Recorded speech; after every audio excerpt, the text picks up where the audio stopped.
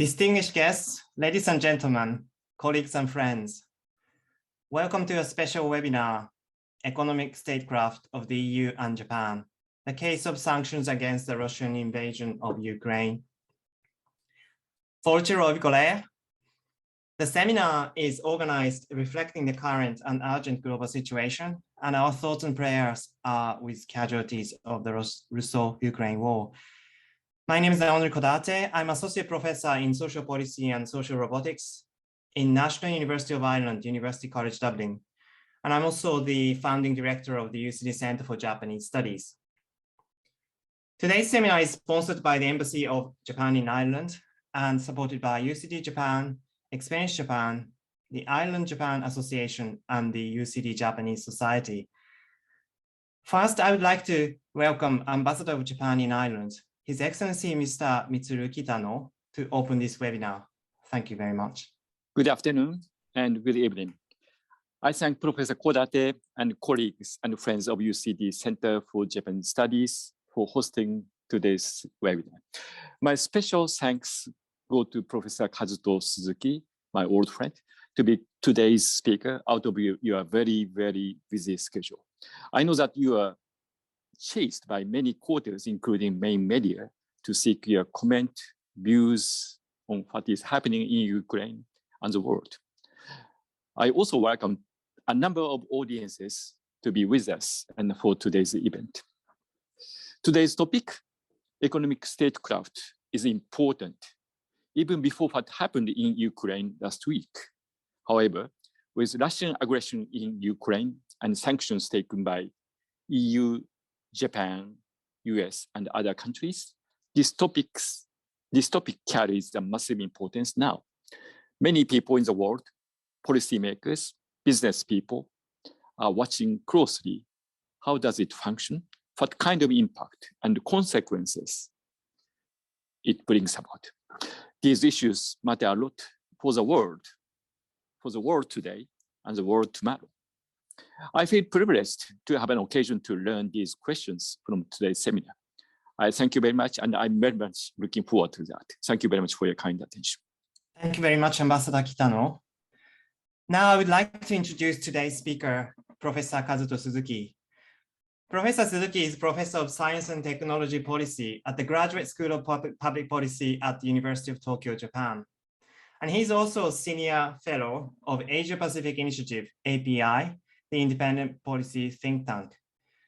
Professor Suzuki graduated from the Department of International Relations, Ritsumeikan University in Kyoto, and received PhD from Sussex European Institute, University of Sussex in England. He has also worked in the Fondation pour la recherche stratégique in Paris as an assistant researcher, and he subsequently was an associate professor at the University of Tsukuba from 2000 to 2008, and served as professor of international politics at Hokkaido University until 2020, when he took up the position of professor at the University of Tokyo. He served on the panel of experts for the Iranian Sanction Committee and the United Nations Security Council from 2013 to 2015. His books include Space and International Politics, which was awarded the Suntory Prize for Social Sciences and Humanities, and Policy Logics and Institutions of European Space Collaboration, and many others. He currently serves as the president of the Japan Association of International Security and Trade. His research focuses on the conjunction of science, technology, and international relations, subjects including space policy, non-proliferation, export control, and sanctions. Professor Suzuki's talk will be for roughly 40-45 minutes, and after his lecture, we will have time for Q&As. So please use the Q&A function at the bottom of your screen to send your questions throughout his talk. I would also like to remind you of the questionnaire, which was included in the email you received when the Zoom link was sent earlier at the end. Now, without further ado, I hand over to you, Suzuki-sensei. Yoroshiku onegai itashimasu. Right.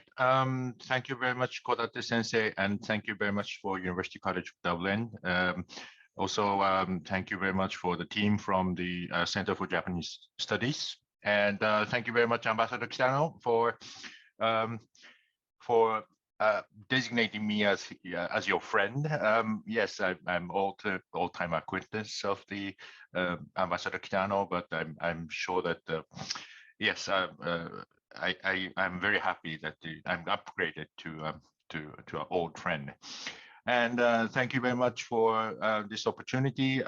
As Professor Ambassador Kitano has mentioned, yes, I've been chased around this new situation in Ukraine. So I'm following the event closely, but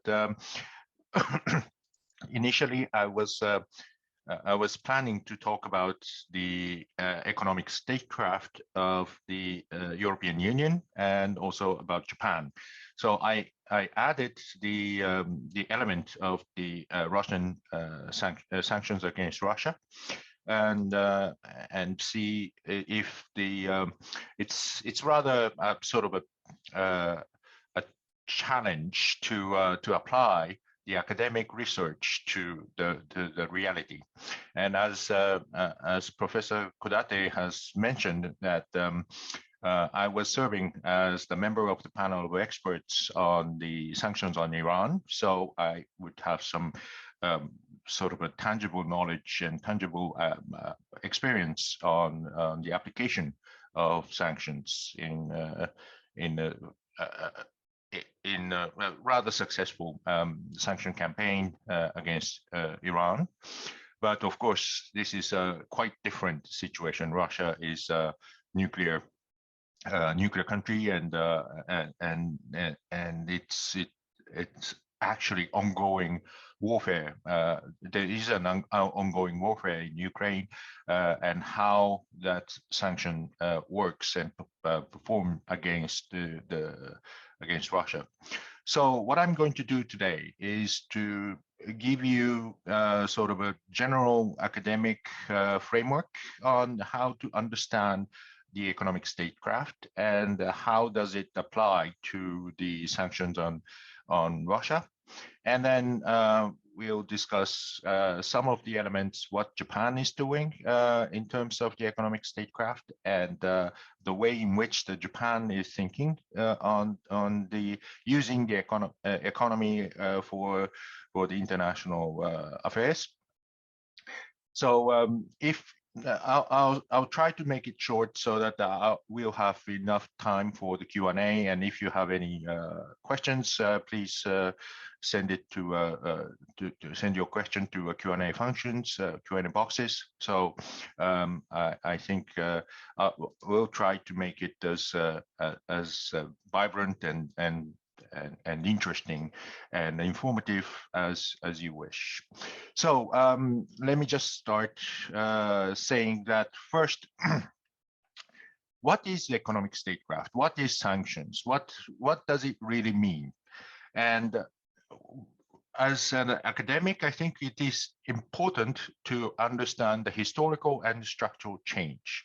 Because first of all, I think why these sort of things happen is the concept of the economic statecraft exists for many years. I mean, for example, if you look at Napoleon is trying to isolate British Isles. I mean, Ireland was a part of it, and during his warfare, his campaign in the continent, but that was pretty much a big fail.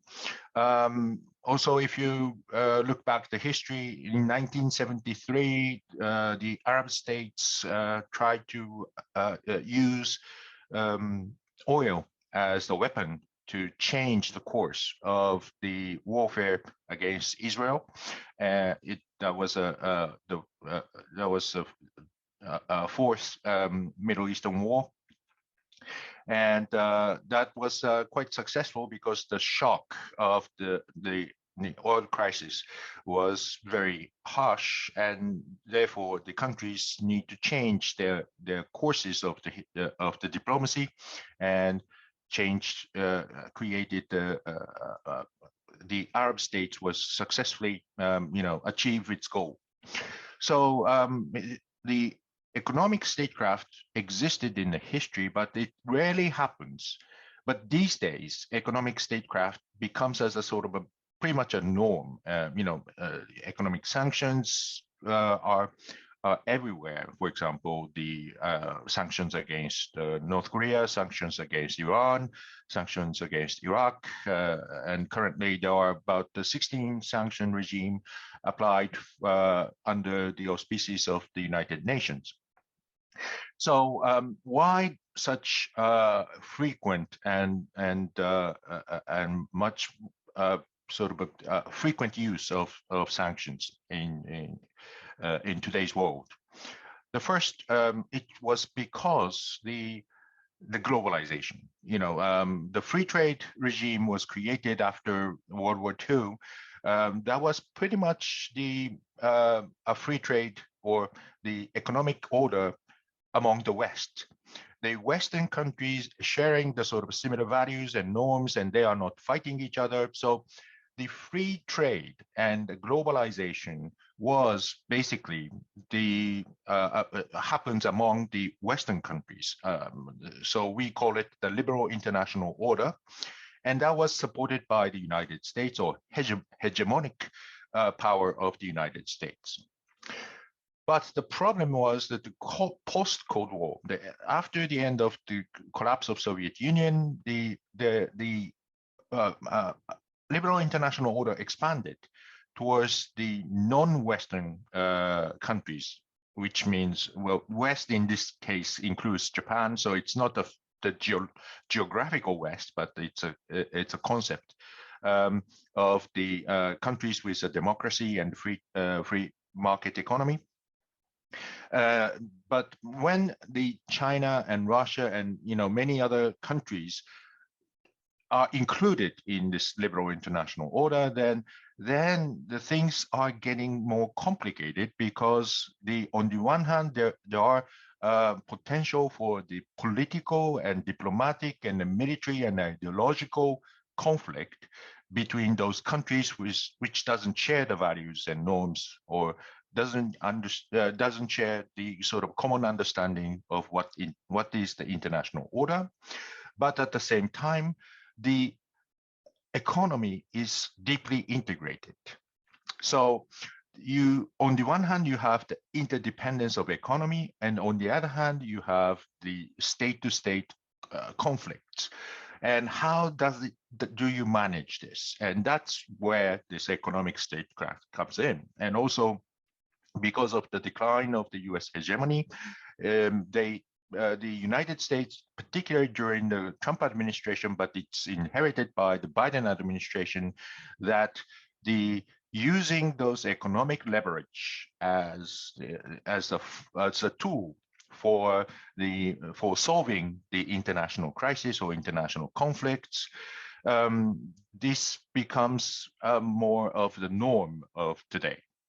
So when this becomes a norm, it's usually described as a weaponization of trade or weaponization of interdependence, and using those economy as a weapon. But what does it really mean? The weaponization of trade means that it's not just for example, Japan exports a lot of automobile. So if Japan stopped the automobile, does it really make Japan as automobile as a weapon of Japan?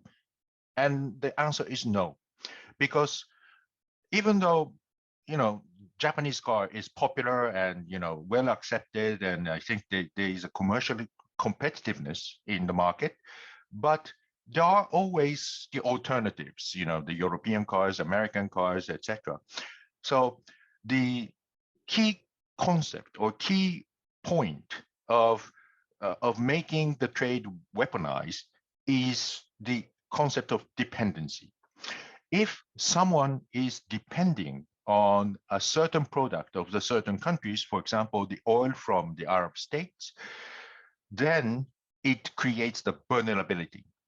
If the country is vulnerable, then that's the state will, in the oil crisis case, the Arab states will have the leverage to impose their political will and values. So this is where the politics is the objective. The politics is a goal, and the economy is the means.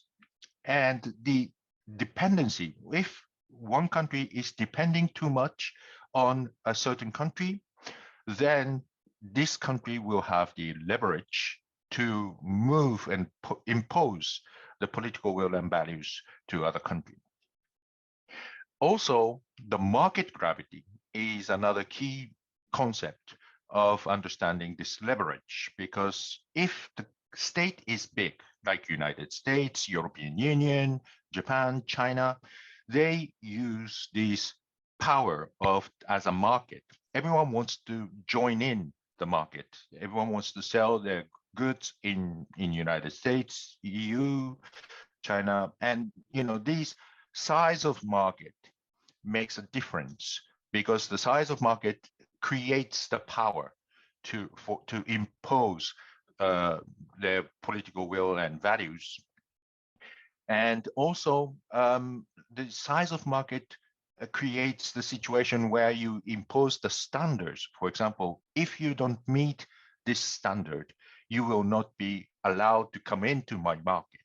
So you set the standard for environment, you set standard for the safety, you set standard for the quality of goods, then you can impose the other country to do according to your standard. So the European Union is extremely sophisticated to apply such a market gravity to the implication or implementation of the environmental standard, for example. So these economic statecraft or weaponization of trade is, in general, it's a political intervention in the economy. That means the politics is a goal, so the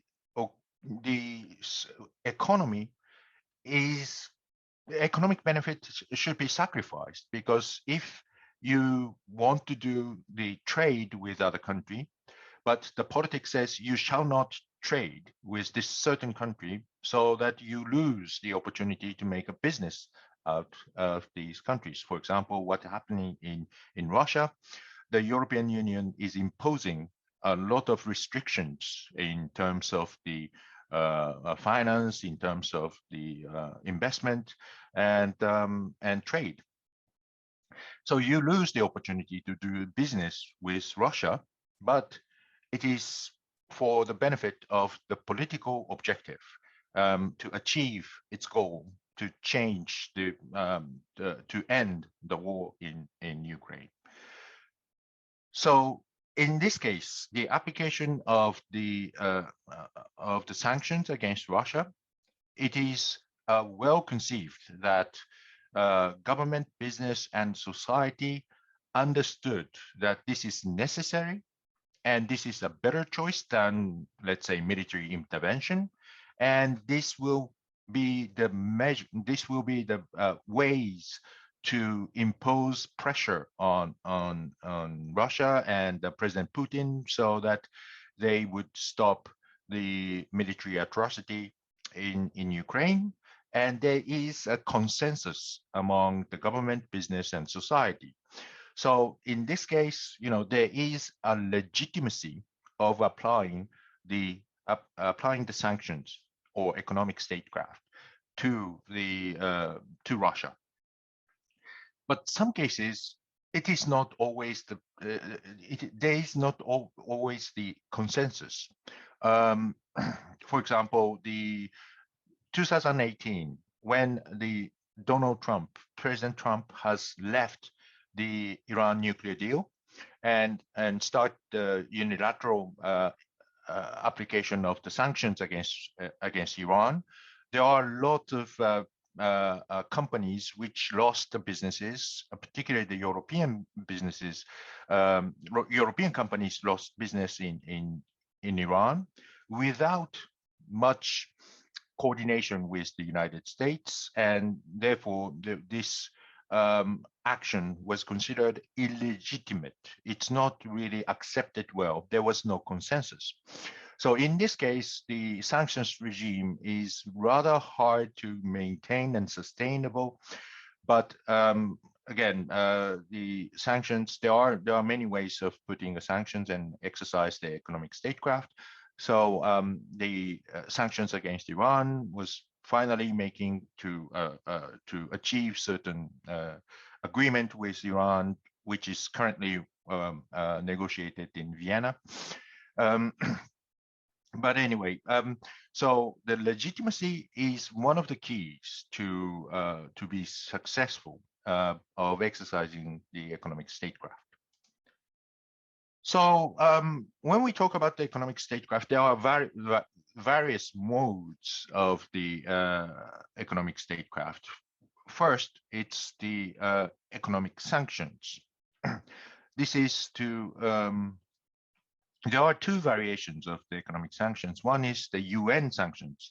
Under the UN Charter, there is the Article 41, 42, no, Article 41, which defines the non-military means of coercive actions. And this coercive actions includes the economic sanctions, and this is imposed to the countries which, or individuals which are in violation of the principles of the United Nations. For example, protection of the humanities, protection of human rights, the international peace and security, etc., etc. And what is important is that this is the Chapter 7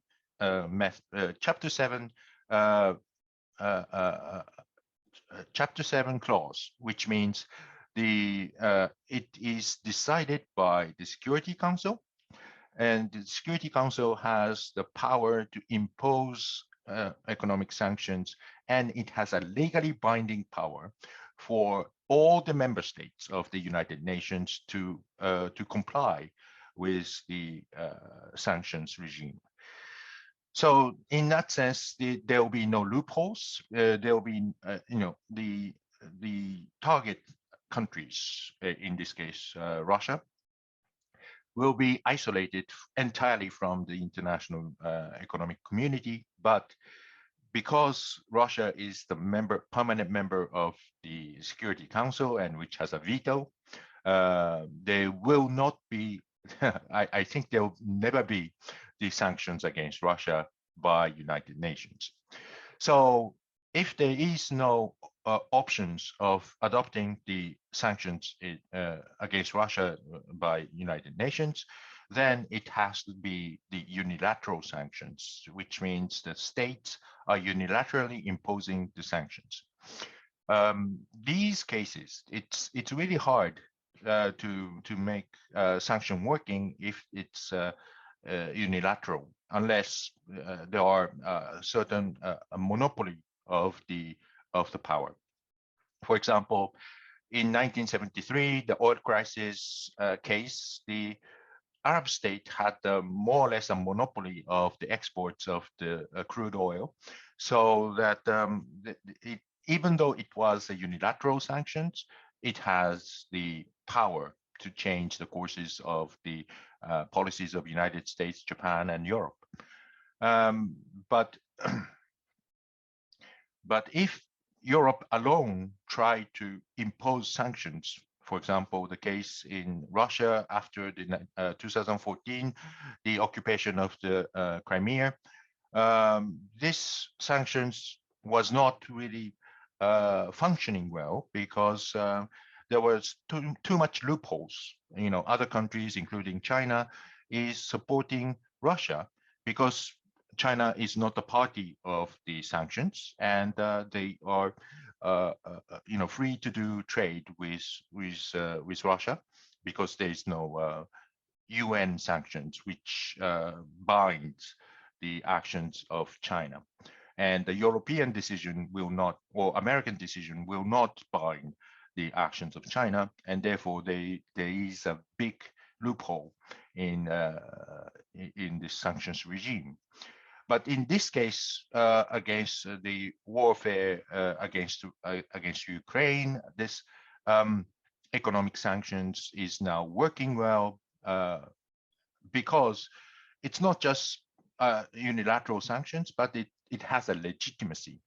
Many countries are following, including Japan as a framework of the G7, but also there are a number of the countries which are following the application of the sanctions against Russia, because many countries regard the sanctions as the legitimate forces.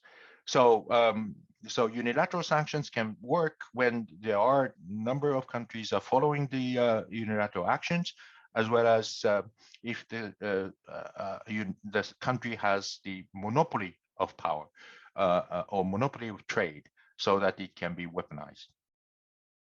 The other modes of economic statecrafts are first export control. Export control traditionally is to control the goods and services with high tech, high technology, and which can be contributed to the development of the weapons of mass destruction, like nuclear or missiles or chemical and biological weapons.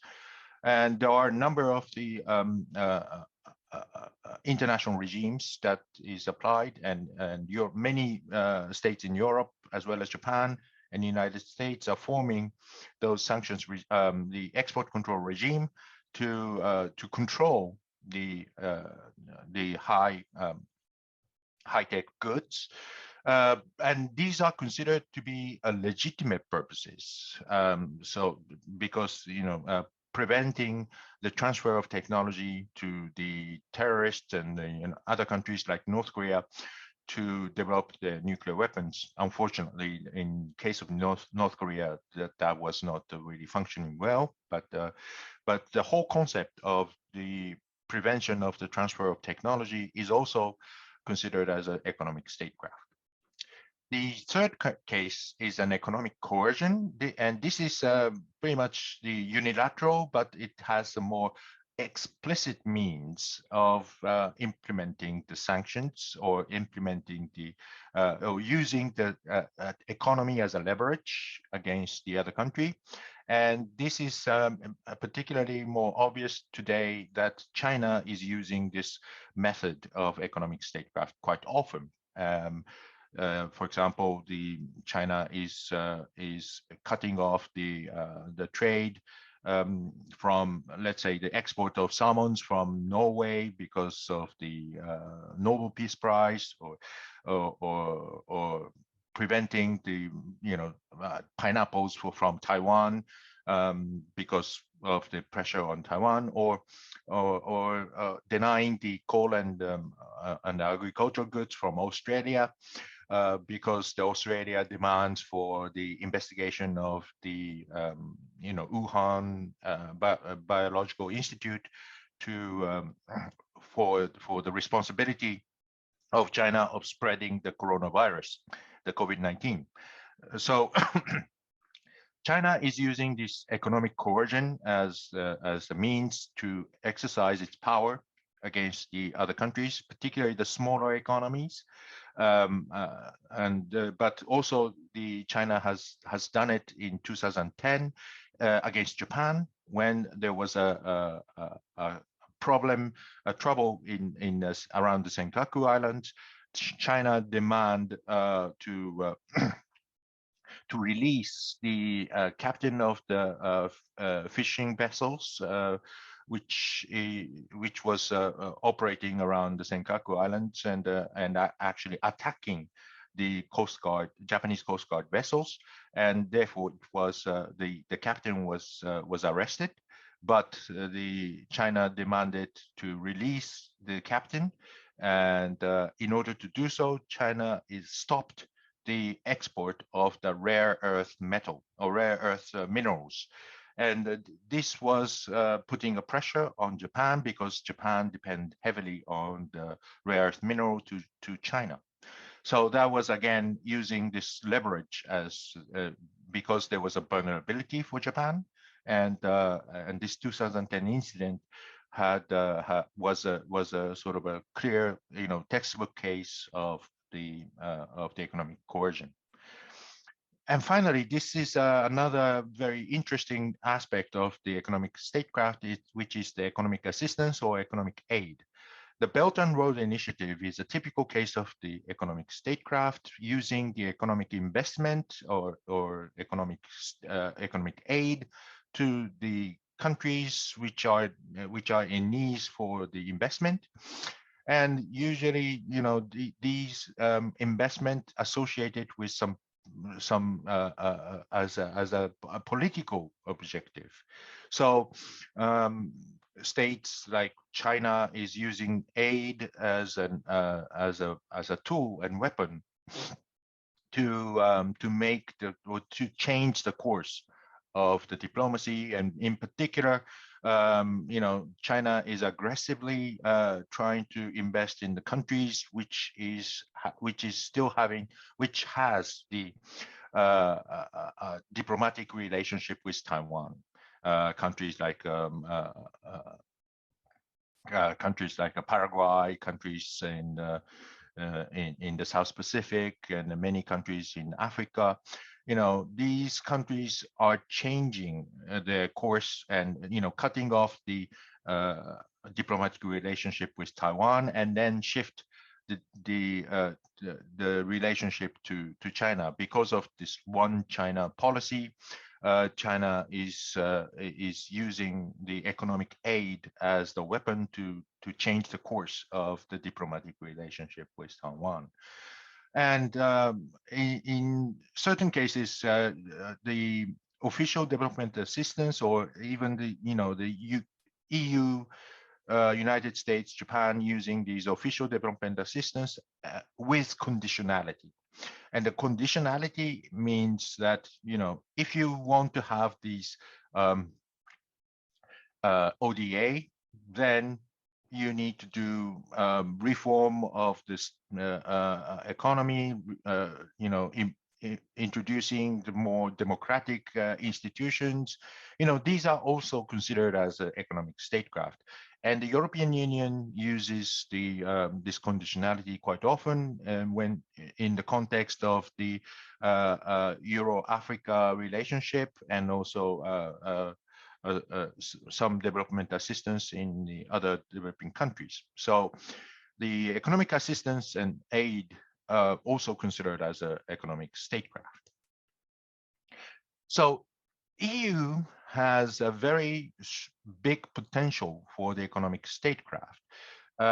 Because of the size of economy and the market gravity. If you look at the GDP, the size of GDP, the United States is about the $21 trillion, but China is about 14.7 trillion, and the EU is 15.6 trillion in total. So the EU market is bigger than China, and it has the very powerful leverage against the countries outside EU. So if you want to make a trade with EU, the EU has a leverage that to impose the certain rules and regulations in favor of promoting certain values such as human rights. If you want to export the goods to EU market, then you shall not use the child labor, the product of the child labor, for example. That's one way of imposing certain values. And when you want to export the goods to EU, then you have to comply with the environmental standards or safety standards. These are also associated with the objectives of reducing or combat against the climate change, and so these economic market gravity, it seems natural for us as the people living in the countries with democratic and democratic principle and aiming to change the course of the climate change, it is normal to impose the certain environmental or human rights standard, but from the countries outside which doesn't share the same value, seems to be that these are the sort of forceful weaponization of the trade, because the EU is using this market gravity as the leverage to change the way in which that you produce the goods, or where you get the supply. You shall not use the cotton from the Xinjiang province in China because there was a forced labor in Xinjiang province, and therefore the United States and Europe and many other countries are now rejecting the goods from goods that is using the cotton from Xinjiang province. So that's the use of market gravity, and the EU is already exercising it. And also the EU has a potential as a home of financial and strategic services. For example, the international banks, insurance, energy companies like BP or Shell, or and particularly these days, against Russia, many countries which had economic investment in Russia is now retreating from Russia, and that is giving the very big shock against Russian economy because of the retrenchment of the European as well as the American and Japanese investment. So and also the Europe is the home of the high-tech industry, and also the SWIFT, the Society of the Worldwide Network of the Financial Telecommunication. The SWIFT today is being center stage of the implementation of the sanctions against Russia. I think there are. I'll discuss that a little bit later, so I'll just skip that now. And also the EU has a power to take the leadership by the number of votes. The EU has 27 members, and it votes collectively in the United Nations, and it has a very strong, powerful leadership in that sense. And EU as a collective group has a very strong standard setting or agenda setting power. And this collective power is shifting the power of setting the economic statecraft from the national level. Like, for example, in sanctions against Iran, it was a P5+1. So UK, France, and Germany from European continent using have been representing Europe. But today, it is the Ursula von der Leyen who is standing in front of the camera and talking about the sanctions. So there is a shift from the national level to the EU level to implement sanctions, because of the people understands the size of the EU and the a consensus, or let's say the shared strategic objectives against the shared objective in the foreign affairs, so that it's no longer about the UK, France, and Germany individually taking steps, but they are now coordinating their strategic objectives within the framework of EU. The EU is also regarded as a non-hegemonic agenda setting entity, and it's different from China or United States. Usually, China, Russia, in the former Soviet Union or United States have their own hegemonic interest.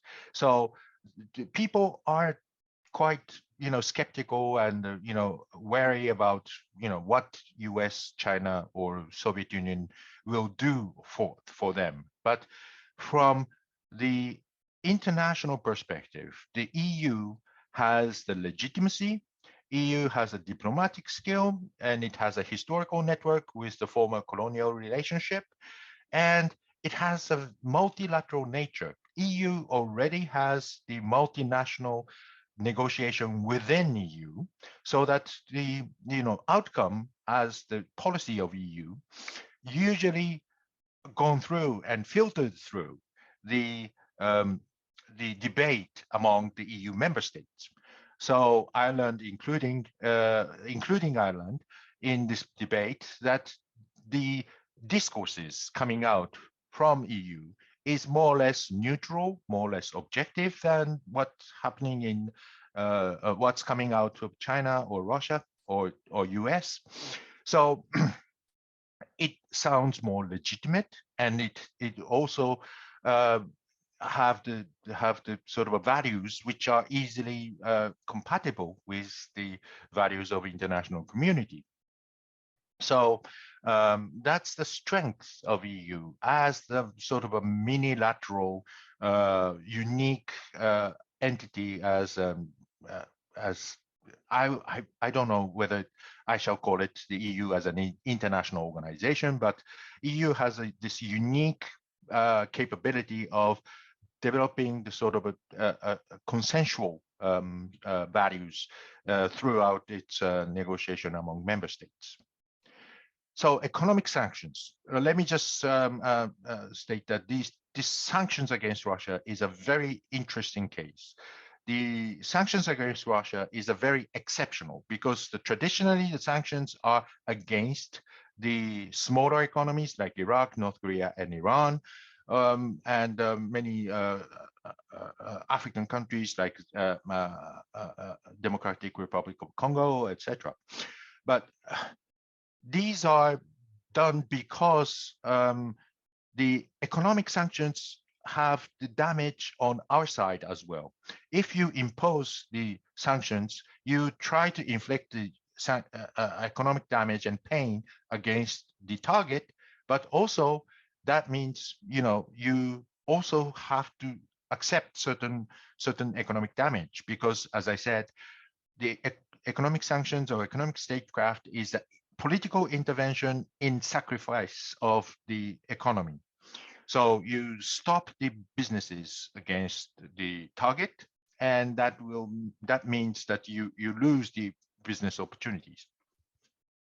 And that's why it was easier to impose sanctions for the smaller economy, because the damage for us is much smaller and the damage against the target is much bigger. But the Russia is quite big in terms of the size of economy. It's an 11th, 12th largest economy in the world, and it's deeply integrated in the global economy and the huge suppliers of oil and gas.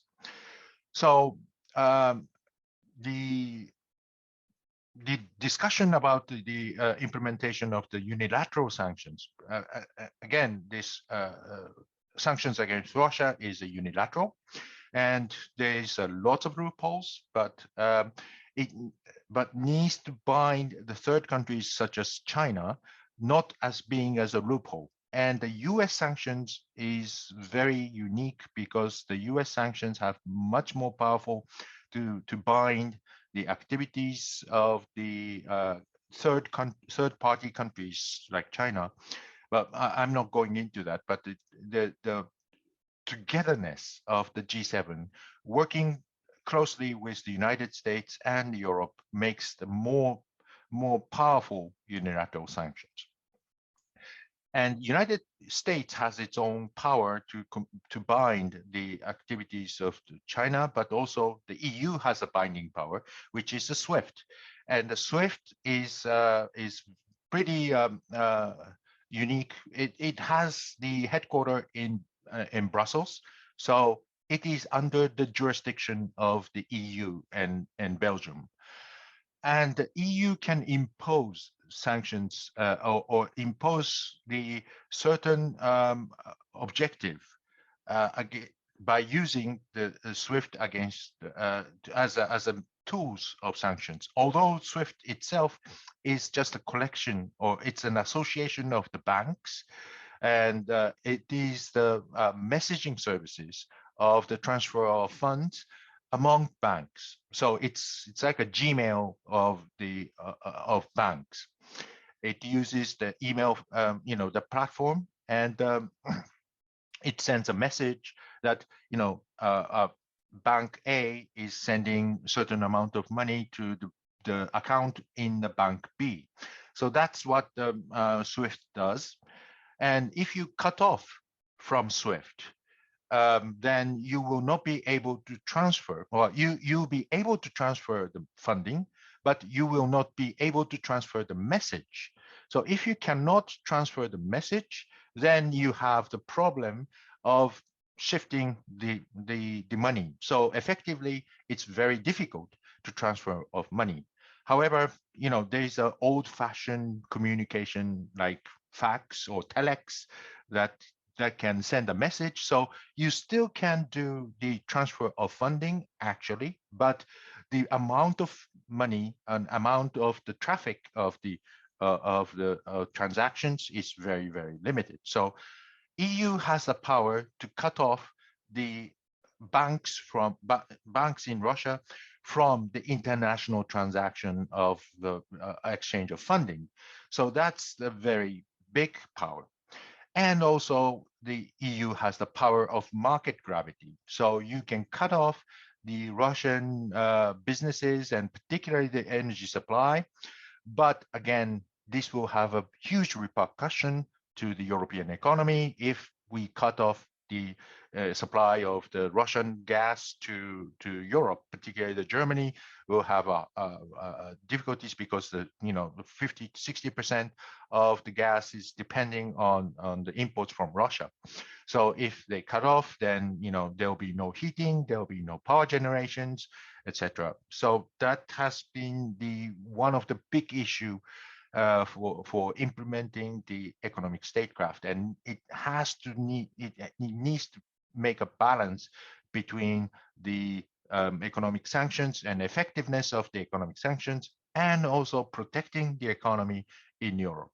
So current economic sanctions I think it tried to hit the balance between the effectiveness of sanctions, and in fact what happened in Russia is the response to the effective implementation of the sanctions against the major Russian banks and and also putting the pressure on the oligarch which are supporting the Putin regime.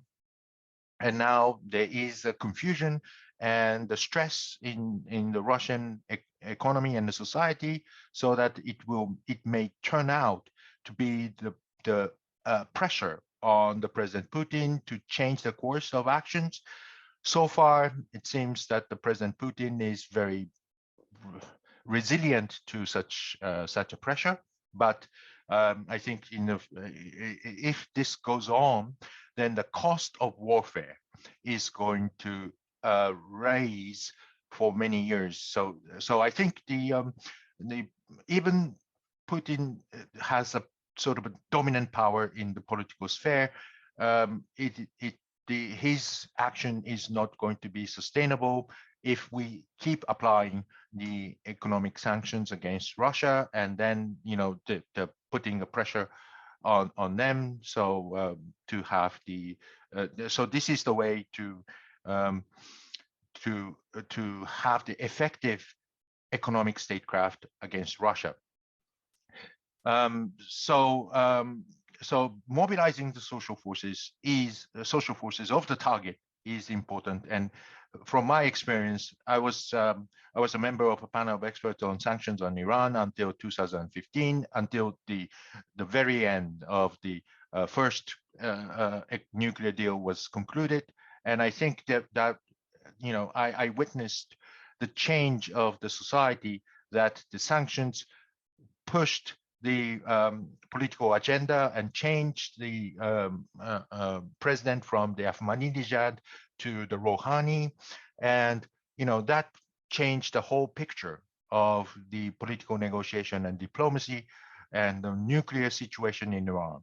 So economic sanctions work, and economic sanctions can put the pressure on the society, and it is up to the Russian people to change the course of the political action of Russia and how President Putin will change their views and the mindset because of the change of the society and economy. So with that, I'll stop here, and I'll be happy to take questions. Thank you.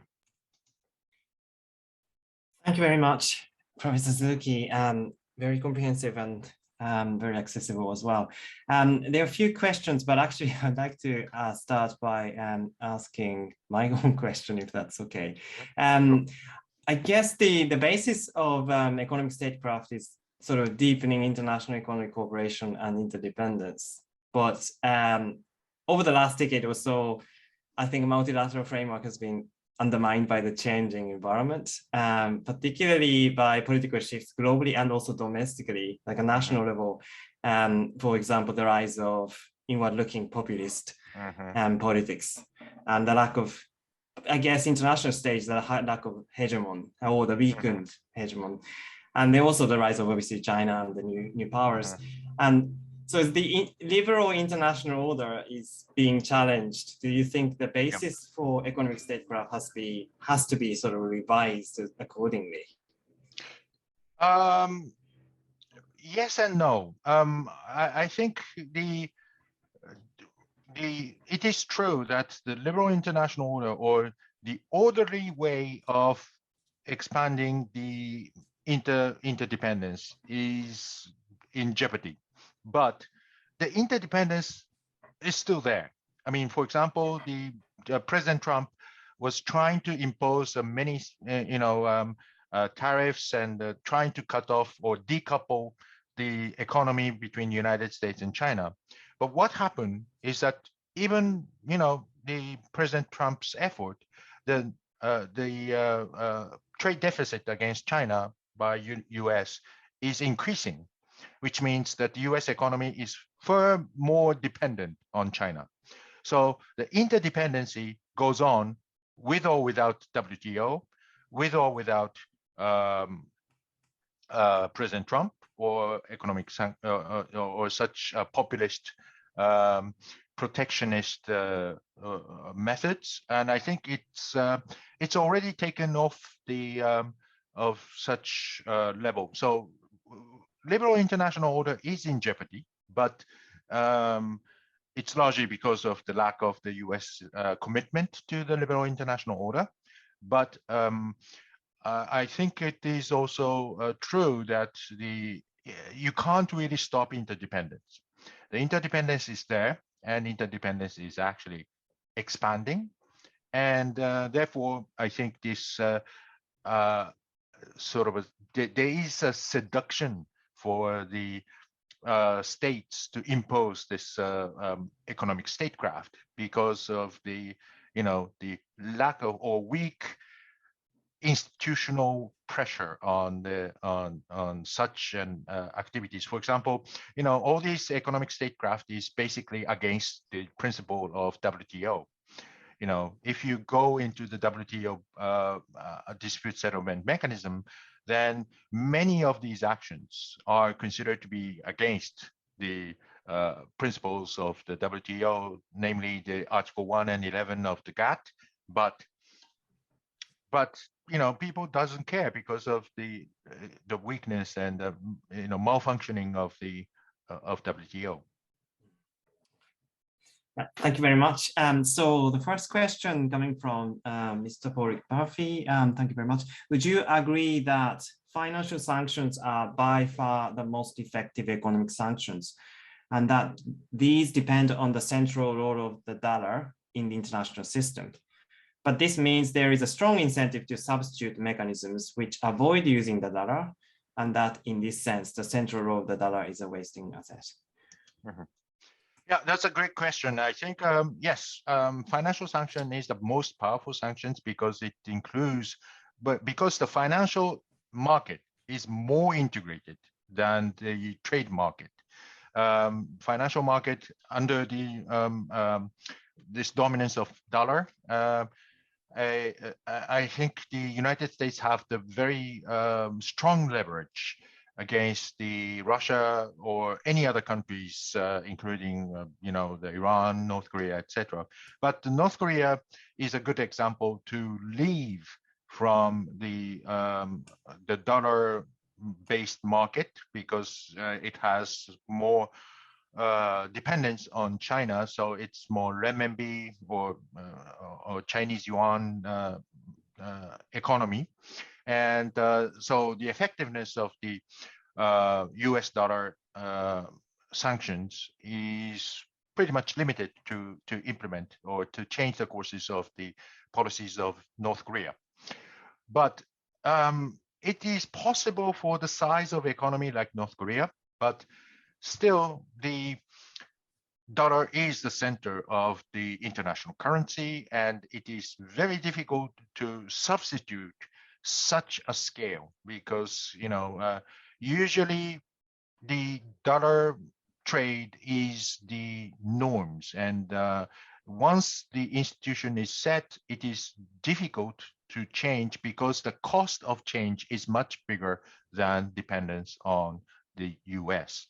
So China and Russia is trying to create an alternative. For example, when we talk about the SWIFT, the interbanking messaging services, the Russia under, since 2014, Russia was under the sanctions. So Russia tried to create something alternative to the SWIFT, but it wasn't successful because, it's much more easier and much more beneficial to be a member of SWIFT and not being a member of Russian network, because the SWIFT has more than 12,000 banks involved, over 100 countries, whereas Russian system only have a few countries and few dozen banks involved. So it's much more useful and beneficial, and you already have the a network system and software which are compatible with SWIFT. So it's like you choose the computer. When you use the Macintosh or the Mac, then it's much harder to use the Windows. And you want to buy the next computer as Mac because it's much easier to transfer the data and transfer software. That sort of a past dependence works in the system. So I don't think that the substitution of dollar comes so soon. Even the cryptocurrency, the digital economy, or these kind of things are often told as an alternative, but I don't think it will come in the next decade or so. Thank you very much. The high cost of transaction cost as well. Okay, the next question is from Theo Stein. Many companies are stopping operations in Russia. Do you see a future where the international business community starts deciding sanctions, boycotts, and other on their own, maybe justified as a protest against a given government's actions without the prompt of national governments and the international community? Could these private entities become together a strong independent player in the international political landscape? The reason why it's called statecraft is because a state has a power to impose sanctions or impose the rules and regulations against the business interest. Usually the business has its own interest. So if you try to make a cartel, then you need to have some sort of a benefit or the material interest, which is beneficial than just cutting off the businesses with other countries.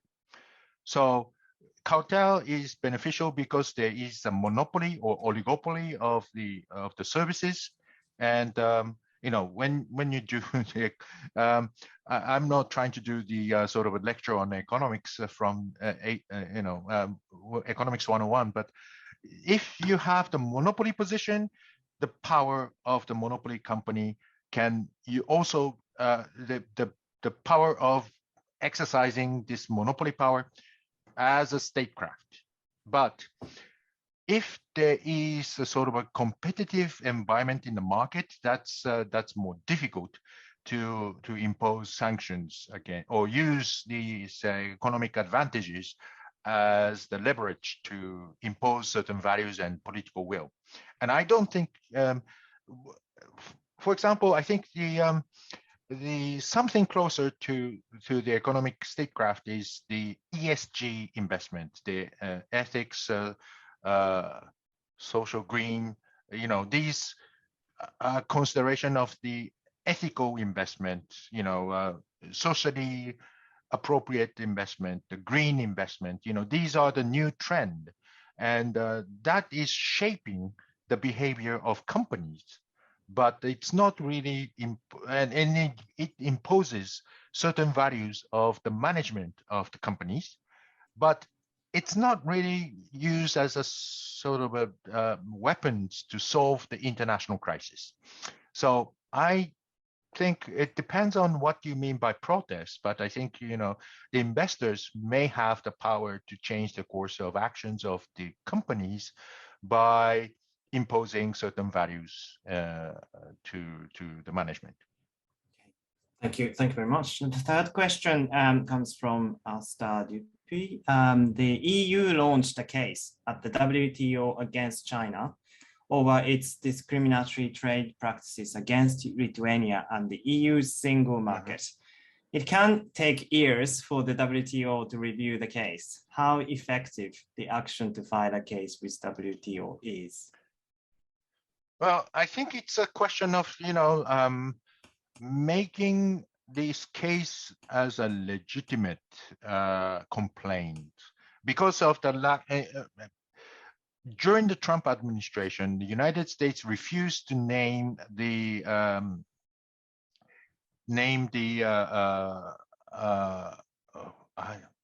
I simply forgot the name of the position, but there are 7 members of the appellate court, which is the higher court of the trade dispute. So if this appellate panel requires 7 members, but the United States refused to nominate and approve the nomination of these members. So currently there's only 1. So, and it requires minimum 3 to make the judgment. So the dispute settlement mechanism, or let's say the World Court of Trade, is not functioning today because of the lack of this the judges in the court. And therefore, I think the current cases, if you report the cases to WTO, it doesn't really go, the procedures will take, I don't know how many years, unless these court judges are appointed. So so it's more of the trying to demonstrate the political will to go through the WTO process and make sure that the Europe is on the right side of the current international rules, and trying to highlight that what China does against Lithuania is against the rules of the WTO. But I think the effectiveness of the WTO as the rulemaking body is not really functioning today. Technically, WTO has the power to shape the behavior of China, but because of the malfunction or the lack of the appointment of the judges in the court, WTO doesn't really have the power to bite against the actions of China. Thank you. The next question actually is related to the first one. In your opinion, which sanction would be the worst for Russia in these circumstances? Do you think there are many more sanctions that could be introduced? The worst case scenario for Russia, or in other words, the most effective economic sanction, is the sanctions against the central bank of Russia. The central bank is the sort of bank of banks. You know, it will be the assets of the central bank will be the source of the national wealth, and also it is the sort of a heart of pumping money into your body. So central bank, the sanctions on central bank and freezing the assets of the central bank will have a devastating effect on the currency rate, currency exchange, and also devastating effect on the distribution of money to the other banks, in the commercial banks. So in case of the sanctions against Iran, the European Union and Japan didn't sanction the central bank, but once the United States sanctioned the central bank, then the inflation goes up in Iran and the economy was stagnated. I think the most powerful sanctions is the sanctions against the central bank. And I also, you know, it's going to be painful for Europe, but I think cutting off the exports of the Russian gas is another powerful tool. But I think so far, G7, EU are not taking that course because the cost inflicted on EU is also very big. So, and I think that's not the objective of the sanctions. So I think again, as I said, you know, Europe is trying to make a balance between the sort of stable supply of gas and the effectiveness of the sanctions. So this current ongoing Russian sanction is not the perfect sanctions, of course. If you try to make a perfect sanctions, then the EU has to live with the consequences as well. So that's a problem. But I think imposing the sanctions on the central bank will have the less economic damage on Europe and more economic damage on Russia. Thank you very much. So the next one, 2 more questions from Pablo. I think you talked about how the sanctions have a legitimacy based, among other things, on the social consensus, but I don't see it anywhere. I see a sharp division of your opinions. It's a complex developing event, and propaganda and misinformation abounds. In my view, people have different opinions and not always agree with NATO, EU interests and policies. In the economical space, many companies are profoundly harmed by these policies and may go bankrupt. So my question is, where is this social consensus? I think there is a consensus that what's happening in Ukraine is atrocious.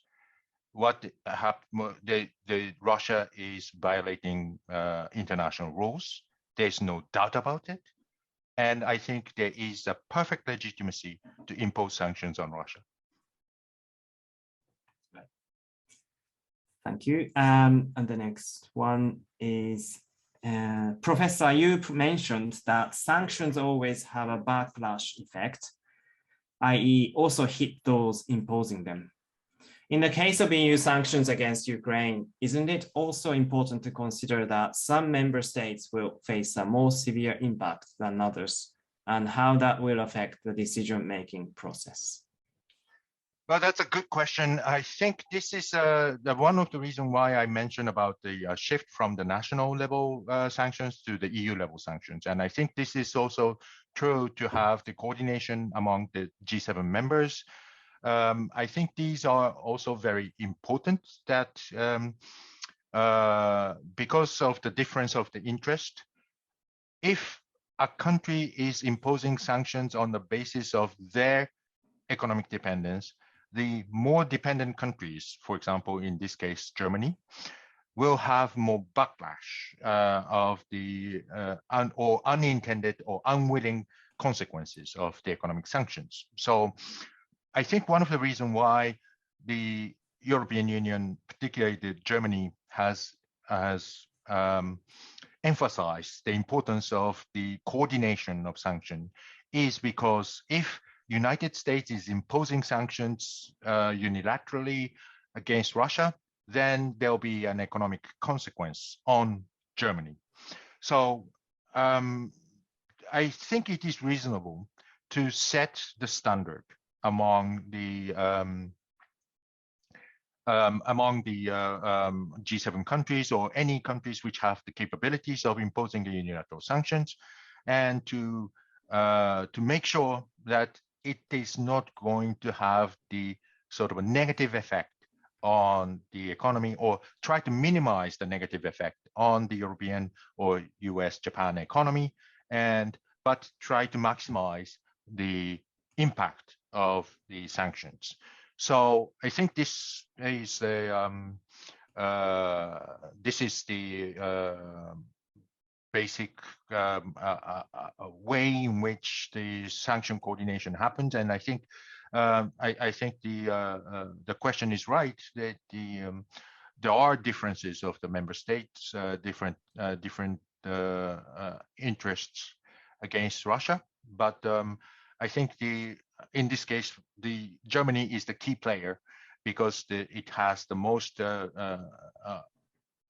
It will be the forefront of the consequence of the economic sanctions. But if Germany committed to impose sanctions, then the level of sanctions goes up because it is up to the German commitment to impose sanctions and see if trying to accept the certain level of the repercussion on of the sanction as the cost of doing the right thing. So I think again, this is a question of legitimacy.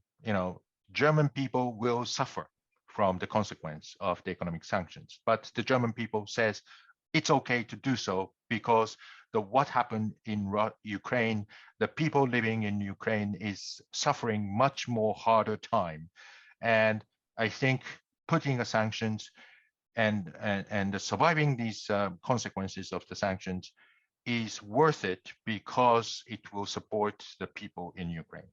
Thank you very much. From the Japanese perspective, like EU is already multi-level governance, so that's looks very sounds very complicated. So 2 more questions came through. So if you mind, one from Ben Swift. Mr. Swift, given the economic self-harm which significant sanctions lead to, how long can liberal democratic nations sustain sanctions?